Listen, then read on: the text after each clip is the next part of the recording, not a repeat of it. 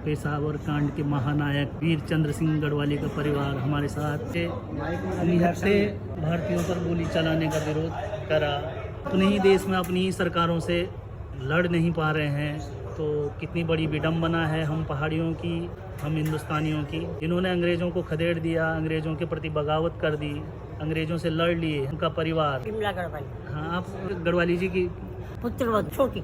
गढ़वाल जी के कितने बच्चे थे? बेटे। दो बेटे, दो बेटियां। हम सब छोटे। हमारे लिए बहुत गौरव की बात है, हम सब के लिए, सारे हिंदुस्तान के लिए वीर चंद्र सिंह गढ़वाली जी का जो स्थान है वो अपने आप में बहुत ऊंचा स्थान है। तो बहुत बहुत प्रणाम, आपको नमन, और गढ़वाल जी को भी नमन करते हैं हम। वो मुझे अपनी पूरी कहानी सुनाते थे जब मेरी शादी होने के बाद, और शादी से पहले ये मेरे भाई साहब है ना दिल्ली वाले, इनकी शादी में आए थे ससुर जी। तो तब से उन्होंने वो कर दिया कि मैंने नेगी की लड़की को बहू बनाना है। उसके बाद फिर मेरे स्कूल में आने लग गए ससुर जी। मैं 6 में पढ़ती थी तब, रोज़ स्कूल में आते थे 6 महीने तक। फिर मेरे पिताजी ने मना कर दिया। मेरे ताऊ जी MP थे, प्रताप सिंह नेगी, सुना होगा आपने, कोटद्वार से। तो फिर ताऊ जी के पास गए, ताऊ जी ने भी मना कर दिया, पहले अपने लड़कियों को पढ़ा दो, लिखा दो, हमारी लड़की छोटी है। फिर मेरे ससुर जी ने अखबार में निकाल दिया पूरा कि स्वतंत्रता सेनानी गोकुल सिंह नेगी की लड़की और पेशावर कांड के महानायक वीर चंद्र सिंह गढ़वाली जी की लड़की की शादी होने जा रही है, और जो उसका डोला ले जाएगा तो मैं छीन के ले आऊँगा। तब उस टाइम के लोग इज्जतदार होते थे, तब मेरे पिताजी को मजबूर होकर देना पड़ा। उसके बाद ससुर जी मुझे पूरी अपनी कहानी सुनाते थे। जब ये जंगलों में रहे, बागी करार हुई, जब ये क्या बोलते हैं काला पानी छाए, बिल्कुल सुंदर जवान थे उस टाइम मेरे ससुर जी। जब काले पानी से जिंदा हो गया है तो तब पूरी कहानी सुनाते थे कि हमने जंगलों में भूखे प्यासे रहे, हमने वहाँ सांप के सर काट के भून के खाए, कछुए खाए भून के, पूरी कहानी लगाते थे।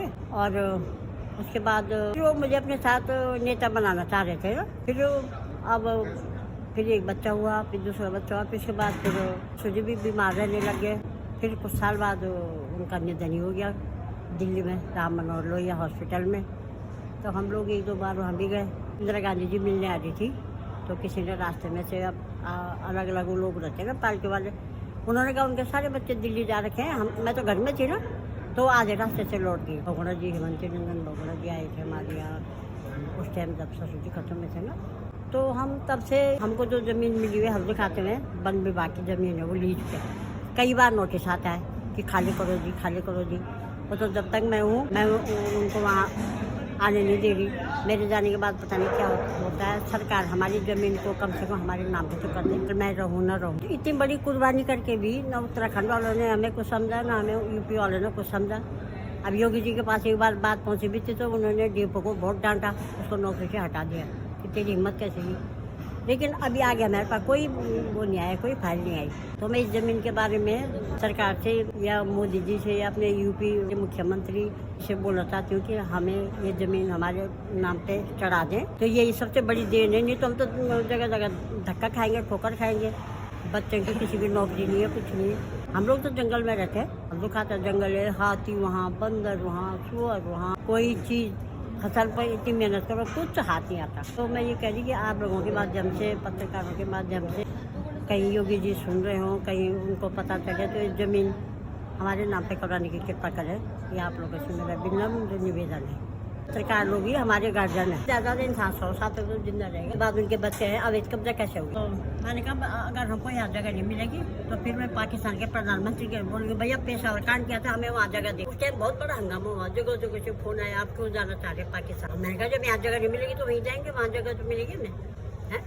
तो तब भी इनके काम में जून नहीं रही। अब ये मैंने 2 फाइल जब अभी मेरे ससुर जी के नाम से मेरे लगता है ना, वहाँ पीरसैन में, थली सैन के पास है पीरसैन, तो वहाँ मुख्यमंत्री और रक्षा मंत्री, तो मैं फाइल बना के ले गई थी वहाँ। मैंने कहा सर आपने तो उड़ जाना भी हवाई जहाज में, पहले आप मेरी बात सुनो। आपने इतना बड़ा करोड़ों रुपए खर्च कर रखा है यहाँ, और एक मूर्ति उठा के दूसरी मूर्ति लगा दो। पहले की मूर्ति सही तो थी, अब तुम पहले बैठने वाली मूर्ति थी, अब तुमने खड़ी वाली मूर्ति लगा दी। ये फालतू पैसा है ना। अब ये तुमने पूछा कि गढ़वाल के बच्चे कहाँ पड़े हुए? भाई उनकी धरोहर तो हम है ना, उनके धरोहर ये मूर्ति है क्या? उनके बच्चों के बारे में पूछो, उनके बच्चे कहाँ हैं, बेरोजगार हैं, भूखे प्यासे हैं, इनके पास जमीन है नहीं है, रोड पे घूम रहे हैं। मैंने कहा आपने तो हमारी एक बात भी नहीं सुनी, हमारी जमीन पक्की कराओ। वो फाइल अभी तक मुख्यमंत्री के पास दबी पड़ी है। धन सिंह रावत जी भी थे, उन्होंने पकड़ लिया। मैंने कहा आपको पकड़े फाइल, मैंने उनसे छीन के दे दिया रक्षा मंत्री के हाथ में। मैंने कहा सर मेरे सामने, मैं पढ़ के सुनाती हूँ तुम्हें। मैंने पढ़ के भी सुनाया उनको। अभी तक कोई खबर नहीं। इन लोगों को कुछ हमारे बारे में सोचना भी तो चाहिए। तो हो गए हमें कम से कम 25-30 साल। अब मुझे मिलते हैं पत्रकार लोग कि हमारे साथ चलो लखनऊ हमेशा। अभी मुझे कोटद्वार में हिमांशु बड़ीने को जानते हैं, हिमांशु ने बहुत किया, बहुत हमारे साथ दिया ना। तो अभी भी बोलता है कि आप मेरे साथ चलो लखनऊ। तो मैंने कहा जाना तो पड़ेगा एक बार, अपनी ज़मीन के कागज़ वगैरह लेके कि उनके मुख्यमंत्री जी की जो बोलेंगे कि भैया हमारे बच्चों के नाम पे करो, हमारे नाम पे करो ज़मीन को। हम कब तक है, हमको और जगह दो ज़मीन। बिल्कुल ये रोड है, हम जो खाते में रोड के ऊपर उत्तराखंड हो गया, रोड के नीचे यूपी हो गया। क्या उन्होंने सीट बना रखी यूपी की, समझ में नहीं है।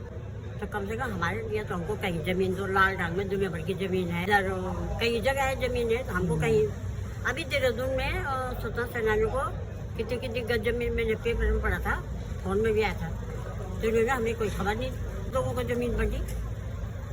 तो मैं ये कह रही कि कम से कम हमारी शुद्ध तो लो। हमारे मूर्ति लगा के, बड़े फंक्शन करके, मेला करके कोई हासिल होने वाला नहीं। वोट के लिए, अपने वोट खींचने के लिए उस टाइम भी वोट का वो था। उस टाइम भी इन्होंने इतना बड़ा मेला किया। वो तो हर साल ही होता है ना मेला, लेकिन फालतू खर्चा होता कि नहीं होता। अभी इन्होंने गढ़वाली के परिवार की सुध नहीं ली।